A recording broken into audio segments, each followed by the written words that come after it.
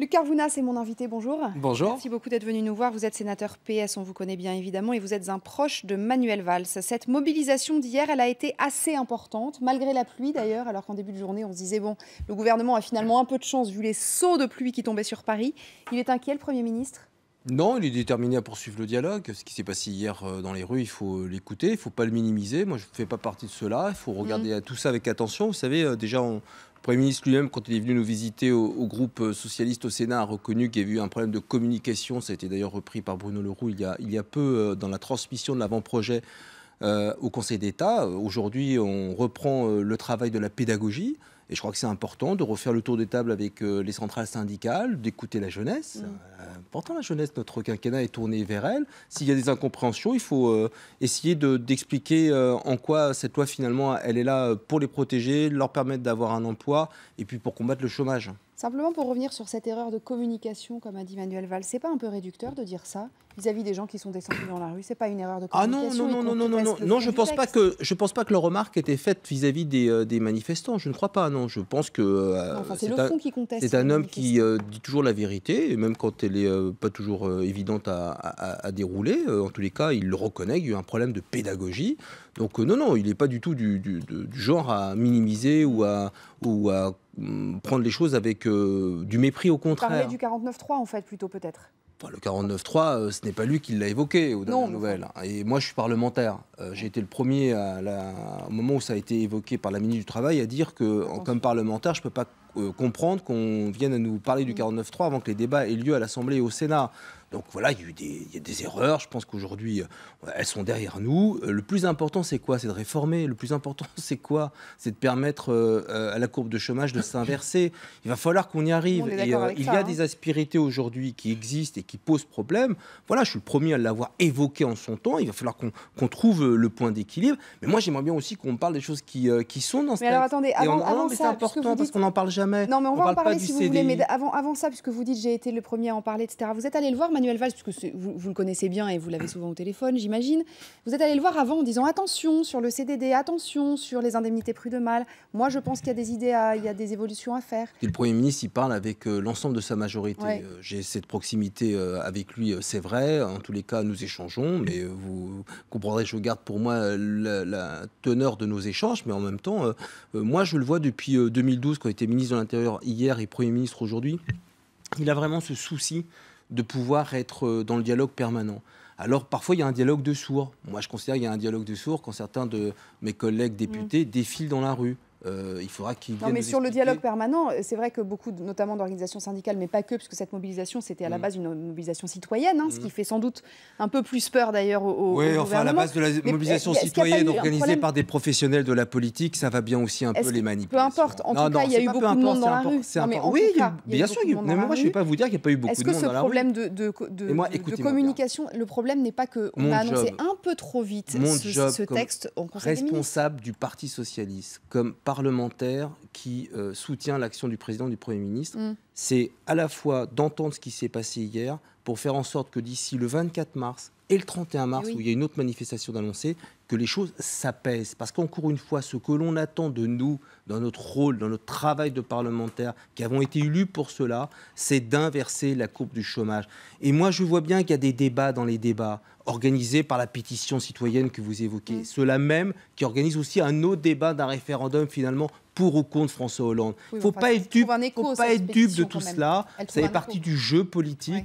Moi, je n'ai qu'une envie, c'est que la gauche s'inscrive dans la durée. Je pense que nous ne sommes pas partis pour ce chemin-là. Quand je vois que le patron du mouvement des jeunes socialistes appelle à défiler contre le gouvernement et le président, quand je vois que des parlementaires socialistes appellent à défiler contre le président et le gouvernement, mais pour autant, je ne jetterai pas tout avec l'eau du bain, je continuerai à dialoguer avec eux, à comprendre pourquoi ils font cela et surtout à faire en sorte, dans mon job de parlementaire, que le texte soit bénéfique pour les Françaises et les Français. Les carrières des uns et des autres, ils s'en contrefichent, ils veulent qu'on leur trouve des solutions. On est d'accord. Alors peut-être on va faire un petit point justement de cette mobilisation sur le web, Benoît, puisque c'est effectivement de là que c'est parti. En effet, alors il y avait débat depuis depuis hier. Est-ce que c'est une réussite ou un échec? Beaucoup évoqué le dieu pluie invoqué par François Hollande. Même Le Monde se le demande.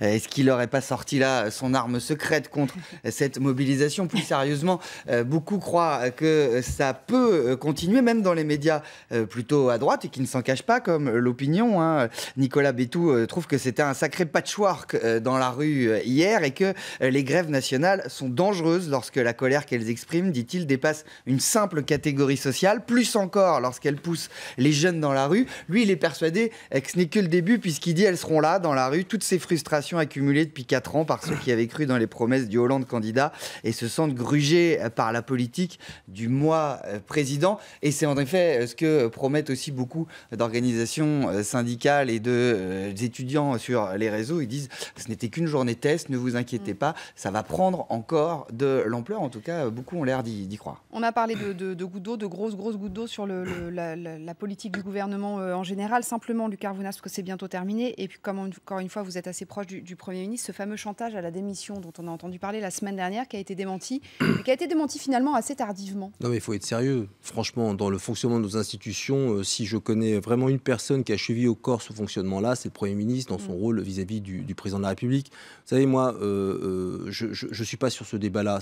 Ce qui me navre, pour conclure, c'est que dans un quotidien national, le président de la République, Nicolas Sarkozy, président de LR aujourd'hui, de l'opposition républicaine, annonce la casse de 300 000 emplois publics. Qui, à gauche, au lieu de critiquer le président de la République, Emmanuel Valls, monte au créneau pour dénoncer cela? Personne. Il y a un problème aujourd'hui dans la gauche. Et donc, il faut, encore une fois, qu'on reprenne tous un peu de raison et qu'on sache ce que l'on veut finalement.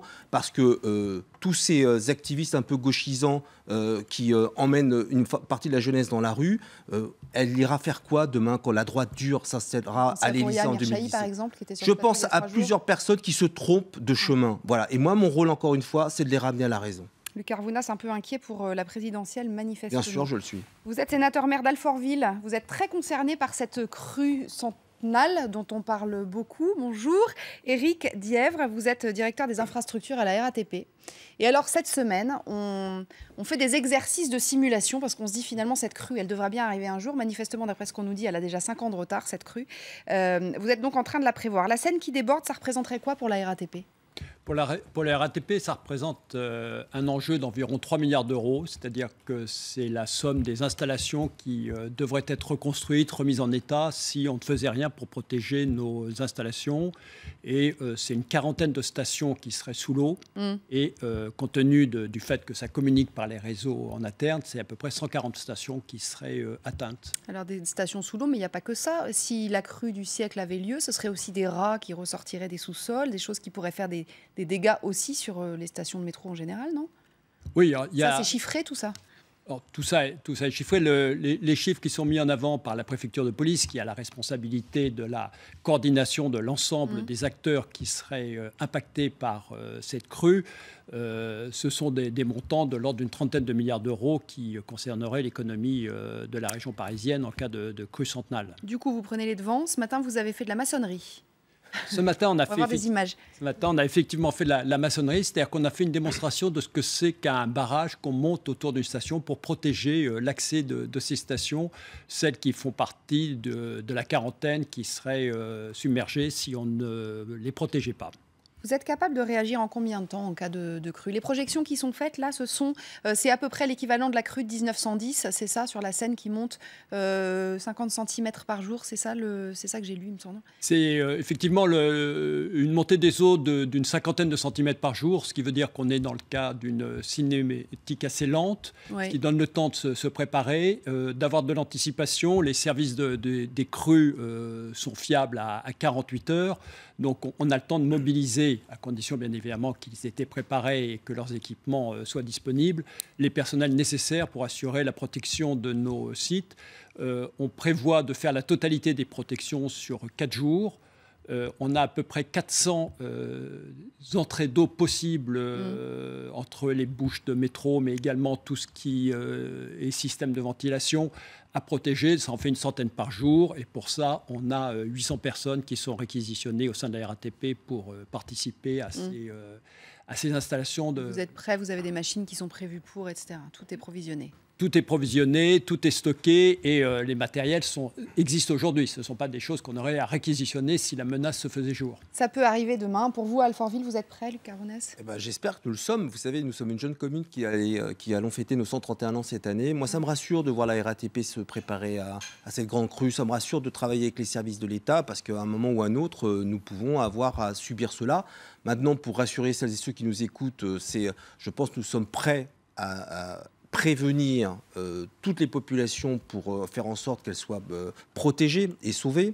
Vous me disiez que vous étiez la commune d'Île-de-France la plus concernée. Oui, parce que nous sommes à la confluence de la Seine et de la Marne. Alors c'est un site géographique exceptionnel, mais en même temps, la contrepartie, c'est que s'il y a la grande crue de 1910, je suis la commune la plus inondable d'Île-de-France. Donc j'aurais préféré avoir un autre trophée. Mais pour autant, vous savez, marcher le long des berges et des quais de Seine à Alfortville sur les 4,5 km, c'est extrêmement agréable. Et donc ça aussi, c'est une valeur ajoutée. Mais si jamais nous avions une grande crue, nous faisons en sorte, les pouvoirs publics en général, de nous y préparer. Merci infiniment à tous les deux. Merci d'être venus nous voir. La suite tout de suite sur LCI 12-14 continue.